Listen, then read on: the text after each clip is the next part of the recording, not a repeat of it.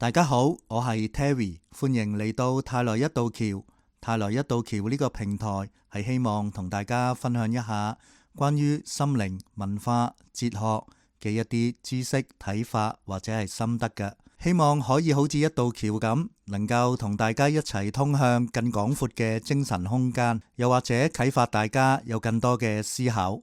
易經博大精深，一般嘅印象呢啲深嘢好難明嘅，其實都唔一定嘅。易經3分鐘呢個節目係希望可以每次大概只係用錄一個杯麵嘅時間，等大家初步咁了解一下易經嘅奧秘。今次易經3分鐘為大家講第2個卦坤卦。我哋睇到坤卦嘅結構係由上下兩個八卦入邊嘅坤卦所組成，整個卦淨係得陰牛冇陽牛。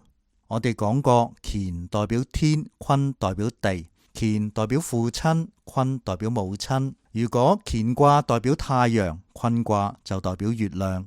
坤卦嘅特色係有母親嘅溫柔柔順，有大地嘅博厚無疆，能夠承載萬物，包容萬物，背後有一種承傳嘅精神。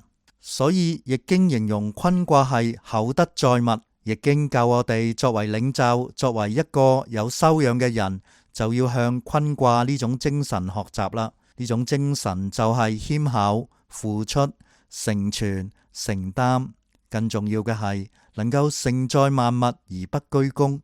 我哋話乾卦係至剛，坤卦就係自由。乾卦係創造，坤卦就係成全。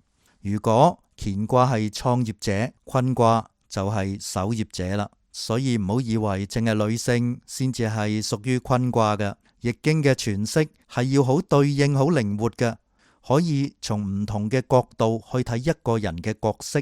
例如你要承繼父親開創嘅事業，你就係守業者。從呢一個角度嚟講，都可以話切合坤卦嘅意思嘅。呢個同你係男係女冇關係嘅。又例如古代嘅宰相幫皇帝處理政事，初步嚟講都係屬於坤卦嘅角色。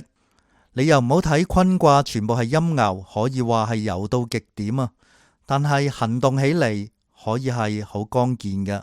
呢度透露咗一個生命嘅秘密。留意啦，真正嘅溫柔其實唔可能係完全冇氣冇力嘅，溫柔都要用力嘅，只係用力嘅模式有所不同嘅啫。否則無氣無力又點樣成全人哋呢？特別係成全乾卦添，呢度中間真係有好多學問啊！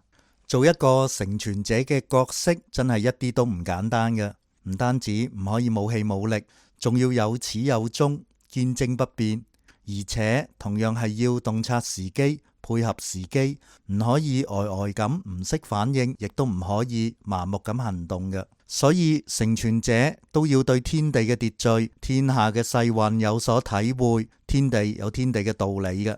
所謂積善之家必有餘慶，積不善之家必有餘殃，就係話積善之家有好嘅家風，按常理嚟講必然係留低好多幸福快樂嘅，而積不善之家多行不義，最終係會遭殃嘅。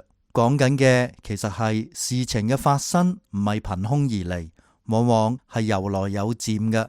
因此作為成全者係要有預見嘅能力，唔能夠事情發生喺眼前，甚至水浸眼眉先至知道發生乜嘢事。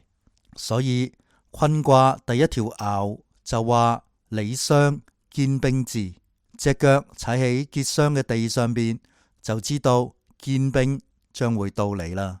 所謂見微知著，一葉知秋，冰封3尺，真係非一日之寒嘅。易經提我哋要有遠見，甚至要培養有預見嘅能力，要識得早作準備，咁先至容易做到臨危不亂，處變不驚，因為你已經有基礎有底氣啊。坤卦講成全，本來係唔會僭越嘅，但係易經有物極必反嘅智慧。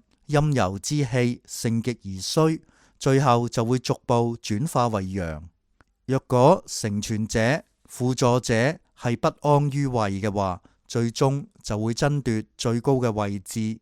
我哋講過，易經以龍嚟比喻乾卦，嚟到坤卦最後嘅一條爻上六，就有所謂戰龍於野，即係話坤卦去到上六就會同乾陽喺城外郊野決戰，而結果係雙方都流咗好多嘅血啊！其血玄黃，就係話天所流嘅血係玄，即係蒼黑色，而地所流嘅血係黃色。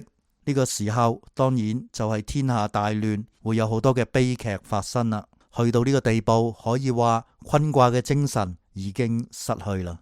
呢條片就講到呢度，請支持泰來一道橋 YouTube Channel， 點讚、訂閱、分享，同時希望你可以用一杯咖啡嘅價錢支持我哋嘅製作。